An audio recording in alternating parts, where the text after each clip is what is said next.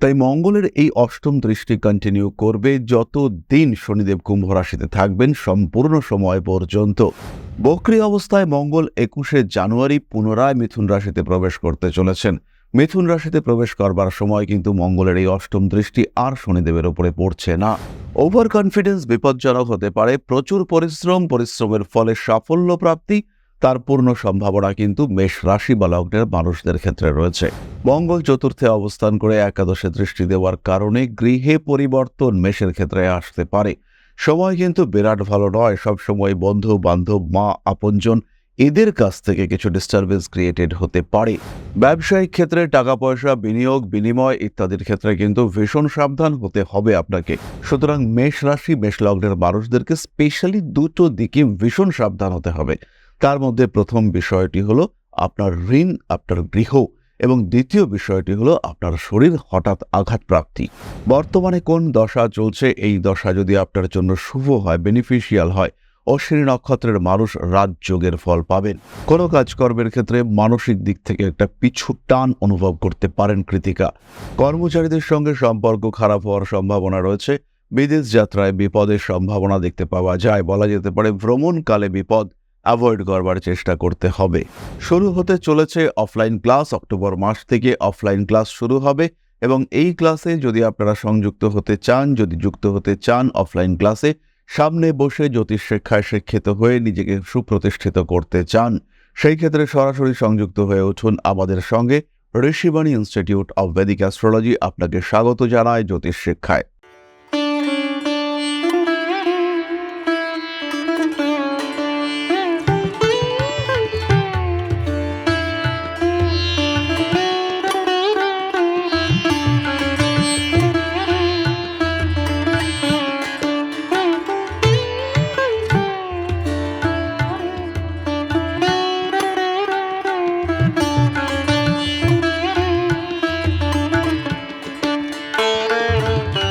নমস্কার, Rishibani institute of Vedic অ্যাস্ট্রোলজির পক্ষ থেকে স্বাগত জানাই আজকের জ্যোতিষ আলোচনায়। আমি শান্তনু আপনাদের সঙ্গে। আলোচ্য বিষয় বিশুদ্ধ জ্যোতিষ। আলোচনা করব আমরা গ্রহ সঞ্চার নিয়ে। আগামী 20 অক্টোবর অর্থাৎ অক্টোবর মাসের 20 তারিখ মঙ্গল কর্কট রাশিতে প্রবেশ করতে চলেছেন। কর্কট রাশিতে মঙ্গলের এই অবস্থান কন্টিনিউ করবে 7ই জুন পর্যন্ত। ফলে প্রায় 8 মাস কিন্তু কর্কট রাশিতে মঙ্গল অবস্থান করবেন। এই অবস্থায় অর্থাৎ কর্কটের জন্য নিচস্থ ক্ষেত্র, এখানে মঙ্গল দুর্বল হয়ে পড়েন। জলতত্ত্বের রাশি কর্কটে, কর্কটের রাজ্যকারক গ্রহ মঙ্গল তিনি কিন্তু দুর্বল হয়ে পড়েন। এই মঙ্গলের দৃষ্টি পড়বে শনিদেবের ওপরে এবং এই নিচস্থ মঙ্গলের অষ্টম দৃষ্টি যখন শনিদেবের ওপরে পড়বে তখন কুম্ভ রাশিস্থ শনিদেব তিনি কিন্তু বেশ পীড়িত হবেন। 29শে মার্চ পর্যন্ত শনিদেব কুম্ভ রাশিতে অবস্থান করছেন। তাই মঙ্গলের এই দৃষ্টি কিন্তু কন্টিনিউ করবে যতদিন শনিদেব কুম্ভ রাশিতে থাকবেন। তাই মঙ্গলের এই অষ্টম দৃষ্টি কন্টিনিউ করবে যতদিন শনিদেব কুম্ভ রাশিতে থাকবেন সম্পূর্ণ সময় পর্যন্ত। এর ফলে শনিদেবের যে অস্বস্তি, এর ফলে শনিদেবের যে পীড়া, যে আংশিক বিষ যোগ সৃষ্টি হবে, যে শনি মঙ্গল যোগ সৃষ্টি হবে, সেই যোগের ইম্প্যাক্ট পড়বে সমগ্র রাশিচক্রের উপরে। আমাদের উপরেও পড়বে আপনাদের উপরেও। কি হতে পারে সেই ইম্প্যাক্ট, সেটাই আমরা আজকে বুঝবার চেষ্টা করব। তাহলে কর্কট রাশিতে নিচস্থ হচ্ছে মঙ্গল, তার দৃষ্টি পড়বে শনির উপরে। এর যে কম্বাইন্ড এফেক্ট প্রত্যেকটি রাশি বা লগ্নের উপরে কেমন পড়তে চলেছে, কি ঘটতে পারে তাদের জীবনে, সেটা আমরা আলোচনা করবার চেষ্টা করব এই ভিডিওতে। লম্বা সময়ের জন্য এই ইম্প্যাক্ট থাকবে। 20 অক্টোবর থেকে শুরু করে 29শে মার্চ পর্যন্ত এই এফেক্ট আমরা দেখতে পাবো। এর মধ্যে 7ই ডিসেম্বর মঙ্গল তিনি কিন্তু বক্রী হবেন। ফলে মঙ্গলের ইম্প্যাক্টের এই নেগেটিভিটি সেটাও কিন্তু বাড়তে দেখতে পাওয়া যাবে। বক্রী অবস্থায় মঙ্গল 21শে জানুয়ারি পুনরায় মিথুন রাশিতে প্রবেশ করতে চলেছেন। মিথুন রাশিতে প্রবেশ করবার সময় কিন্তু মঙ্গলের এই অষ্টম দৃষ্টি আর শনিদেবের উপরে পড়ছে না। ফলে আমাদের এই আলোচনার সময়কালীন বিস্তার সেটি হবে 20 অক্টোবর থেকে 21শে জানুয়ারি পর্যন্ত। ফলে টানা 3 মাস আমরা কিন্তু মঙ্গলের এই এফেক্ট দেখতে পাবো। শনি মঙ্গলের দৃষ্টিতে থাকবেন, শনির সঙ্গে মঙ্গলের ষষ্ঠ অষ্টম সম্পর্ক থাকবে। ফলে সময় যে কিছুটা জটিল এটা কিন্তু আমরা উপলব্ধি করতেই পারছি।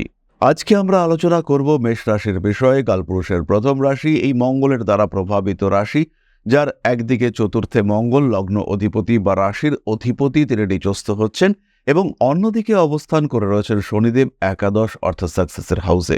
লগ্নপতি যখন একাদশ ভাবস্থ একাদশপতিকে দৃষ্টি দিচ্ছেন, তখন সাকসেস, আয়, উন্নতি, ডেভেলপমেন্ট এগুলি হবেই। ওভার কনফিডেন্স বিপজ্জনক হতে পারে। প্রচুর পরিশ্রমের ফলে সাফল্য প্রাপ্তি, তার পূর্ণ সম্ভাবনা কিন্তু মেষ রাশি বা লগ্নের মানুষদের ক্ষেত্রে রয়েছে। অতিরিক্ত আত্মবিশ্বাস, মানুষকে ভরসা করে তার উপরে ডিপেন্ড করা, তার উপরে সমস্ত কিছু ছেড়ে দেওয়ার টেন্ডেন্সি, এগুলি কিন্তু আপনাকে ভীষণ সমস্যায় ফেলতে পারে। মানসিক অস্থিরতা, মানসিক দুশ্চিন্তা বাড়তে পারে এই সময়। মঙ্গল চতুর্থে অবস্থান করে একাদশে দৃষ্টি দেওয়ার কারণে গৃহে পরিবর্তন মেষের ক্ষেত্রে আসতে পারে। সময় কিন্তু বিরাট ভালো নয়। সবসময় বন্ধু বান্ধব, মা, আপনজন এদের কাছ থেকে কিছু ডিস্টারবেন্স ক্রিয়েটেড হতে পারে। যাদেরকে আপনি ভাবছেন পরম মিত্র, তিনিই কিন্তু হয়ে উঠতে পারেন আপনার চরম শত্রু। ওভারঅল এই যে সিচুয়েশন, সেটা কিন্তু আপনার জীবনে বিরাট ডেভেলপমেন্ট নিয়েও আসতে পারে। মঙ্গল নিচস্থ হয়ে রয়েছে, অর্থাৎ এর মধ্যে যদিও বা কিছুটা পাপ অবস্থা, ক্ষতিকারক অবস্থা সৃষ্টি হয়েছে, কিন্তু তা হলেও মঙ্গলের স্ট্রেংথ কিন্তু কর্কটে ভীষণ রকম কম। তাই মঙ্গলের দৃষ্টিতে শনিদেবের যে স্থিরতা, তার কিন্তু পরিবর্তন ঘটবে এবং আপনার জীবনে অ্যাক্টিভিটি লেভেল বাড়তে দেখতে পাওয়া যাবে। কর্মক্ষেত্রে যে সমস্ত বাধা, বিপত্তি, অশান্তি, সমস্যা এগুলি রয়েছে, তার উপরে নিয়ন্ত্রণ, আপনার উপরে এগিয়ে আসা বাধা বিপত্তিগুলিকে ডমিনেট করে সামনের দিকে এগিয়ে যাওয়ার ক্ষমতা, এটা কিন্তু আপনাকে এই মঙ্গল প্রদান করবে। তার সঙ্গে সঙ্গে রয়েছে বিপদ। খেলাধুলা করতে যাচ্ছেন, পায়ের নিচের অংশে ভীষণ আঘাত পেলেন। যেদিন আঘাত পেলেন বুঝতেই পারলেন না কতটা আঘাত পেয়েছেন। 3 দিন পরে পা ফুলতে শুরু করলো, তখন থেকে শুরু হলো সমস্যা। এক্সরে করলেন, করে দেখতে পেলেন যে আইদার লিগামেন্ট ছিঁড়েছে, অথবা ভালো রকম ইনজুরি অথবা ফ্র্যাকচার হয়েছে। ইন্টারনাল হ্যামারেজের একটা সম্ভাবনা, সেটাও কিন্তু দেখতে পাওয়া যায় এই কন্ডিশনে। সুতরাং যাই করুন না কেন, যথেষ্ট সাবধানতা অবলম্বন করতে হবে। শনিদেব নির্দেশ করেন প্রেশার, চাপ, এবং মঙ্গল ইন্ডিকেট করে উষ্ণতা। বাইকে করে যাচ্ছিলেন, হঠাৎ করেই কোনো না কোনো কারণে পড়ে গেলেন। সাইলেন্সারের প্রেশার এবং হিট, এই দুটোই আপনাকে মারাত্মকভাবে জখম করলো। এই ঘটনা কিন্তু ঘটতে পারে আপনার সাথে। ব্যবসায়িক ক্ষেত্রে টাকা পয়সা, বিনিয়োগ, বিনিময় ইত্যাদির ক্ষেত্রে কিন্তু ভীষণ সাবধান হতে হবে আপনাকে। তার সঙ্গে সঙ্গে ঋণ প্রাপ্তির সম্ভাবনা বাড়বে। বেশ কিছু মানুষ যারা ব্যবসা করেন, টানাপোড়েন চলছে, এখন ভাবছেন যে বাড়ির একটা পার্ট ছেড়ে দিয়ে, বিক্রি করে কিংবা ভাড়া দিয়ে ব্যবসার জন্য কিছু টাকা পয়সা তুলবেন, উদ্ধার করবেন। কিন্তু দেখতে পাওয়া যাবে যে সেটা আপনি কন্টিনিউ করতে পারছেন না। লোন তো আপনি পেলেন, লোনের টাকা পয়সা আপনার হাতে এলো, কিন্তু সেই টাকা পয়সার মিসইউজ হলো। এমন জায়গায় আপনার টাকাটা খরচা হলো যেখান থেকে আপনি রিকভারি করতে পারলেন না। সুতরাং মেষ রাশি, মেষ লগ্নের মানুষদেরকে স্পেশালি দুটো দিকে ভীষণ সাবধান হতে হবে। তার মধ্যে প্রথম বিষয়টি হলো আপনার ঋণ, আপনার গৃহ, এবং দ্বিতীয় বিষয়টি হলো আপনার শরীর হঠাৎ আঘাত প্রাপ্তি। বাকি ওভারঅল সময় ভালো যাচ্ছে, আয় উন্নতি অনেকটাই আমরা বাড়তে দেখব। স্পেশালি মেষের ক্ষেত্রে ডেভেলপমেন্টের মাত্রা অনেকটাই বেশি। শনি মঙ্গল যোগ আপনার জীবনে হঠাৎ পরিবর্তন নিয়ে আসতে পারে। পুরনো প্রেমের কারণে আঘাত প্রাপ্তির সম্ভাবনা রয়েছে। উচ্চ বিদ্যার সম্ভাবনা বাড়তে দেখতে পাওয়া যাবে। সোশ্যাল ওয়ার্ক, রেসপন্সিবিলিটি এগুলিও আপনার উপরে বাড়তে চলেছে। মানসিক দিক থেকে কখনো কখনো কিছুটা বিপর্যস্ত আপনি হয়ে পড়তে পারেন। ব্যবসার ক্ষেত্রে উন্নতির সম্ভাবনা অনেকটাই বেশি। ভারী কাজকর্ম যতটা সম্ভব অ্যাভয়েড করার চেষ্টা করুন। প্রেশার, হিট এগুলো যতটা সম্ভব এড়িয়ে চলবার চেষ্টা করতে হবে। চলে আসবো আমরা নাক্ষত্রিক আলোচনা প্রসঙ্গে। প্রথমেই রয়েছে অশ্বিনী। দশা ভীষণ ইম্পর্টেন্ট। বিপদে পড়তে পারেন অশ্বিনী নক্ষত্রের মানুষরা। বর্তমানে কোন দশা চলছে, এই দশা যদি আপনার জন্য শুভ হয়, বেনিফিশিয়াল হয়, অশ্বিনী নক্ষত্রের মানুষ রাজযোগের ফল পাবেন। কিন্তু ঠিক উল্টোটা যদি হয়, সেই ক্ষেত্রে অশ্বিনীর কিন্তু আঘাতপ্রাপ্তি, প্রতারিত হওয়া, এই দুটোরই সম্ভাবনা রয়েছে। বাড়তে পারে মানসিক অস্থিরতা, মানসিক দিক থেকে চাপ বৃদ্ধির সম্ভাবনা এটা অনেকটাই বেশি। আইনি জটিলতায় জড়িয়ে পড়তে পারেন, মানসিক অস্থিরতার শিকার হওয়ার সম্ভাবনা দেখতে পাওয়া যায়। অ্যাভয়েড করতে হবে সমস্ত রকম হঠকারিতা। গুপ্ত শত্রুতার কারণে পীড়িত হতে পারেন অশ্বিনী নক্ষত্রের মানুষরা। পরবর্তী নক্ষত্র ভরণী। জন্মকুণ্ডলিতে শুক্র যদি উপজয় স্থানগত হয়ে থাকে, 3, 6, 10, 11 এই 4টি ঘরে যদি আপনার শুক্র অবস্থান করে থাকে, সেই ক্ষেত্রে রাজতুল্য সম্মান বাড়তে দেখতে পাওয়া যাবে। শুক্র যদি আপনার দ্বাদশ ভাবস্থ হয়, সেই ক্ষেত্রেও আপনি কিন্তু খুব ভালো ফল পেতে চলেছেন। বিদেশ যাত্রার সম্ভাবনা বাড়তে দেখতে পাওয়া যাবে এই সময়।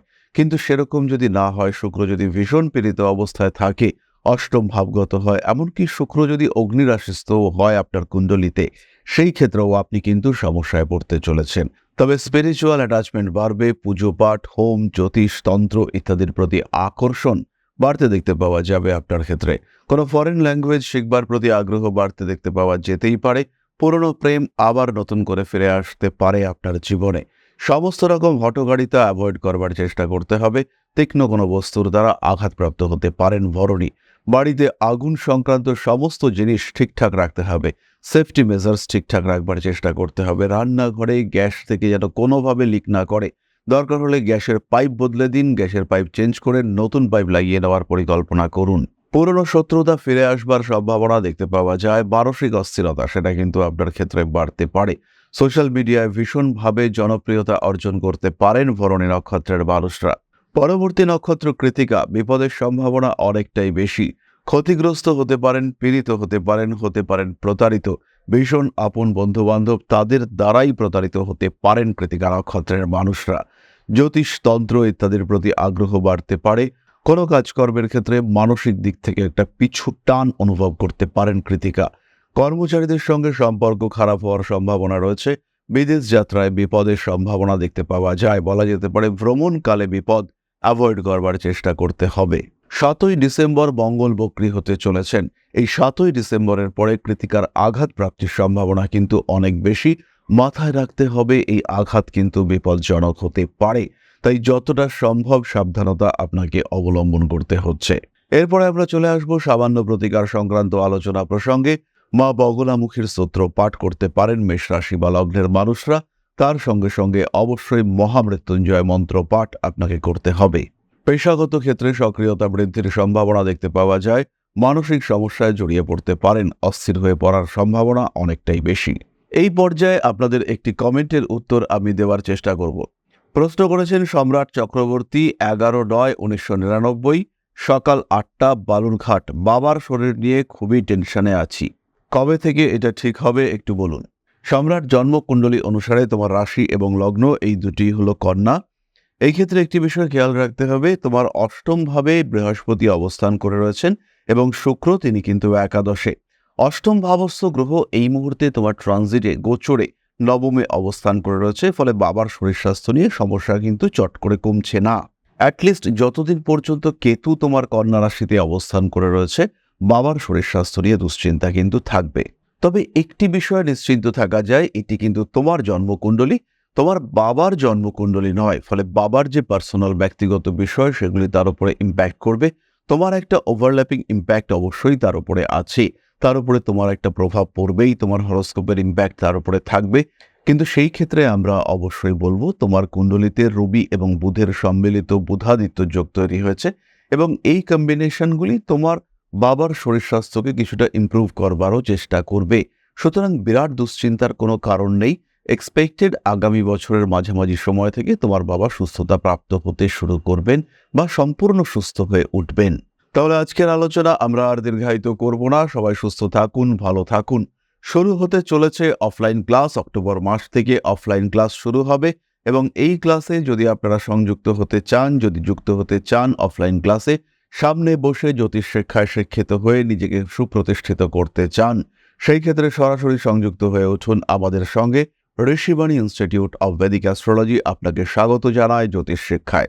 মা শ্রী শ্রী আদি শক্তির আশীর্বাদে আপনারা সবাই আরও ভালো থাকুন, আরও সুস্থ থাকুন, আরও সমৃদ্ধ হয়ে উঠুন। জয় মা আদি শক্তি। নমস্কার।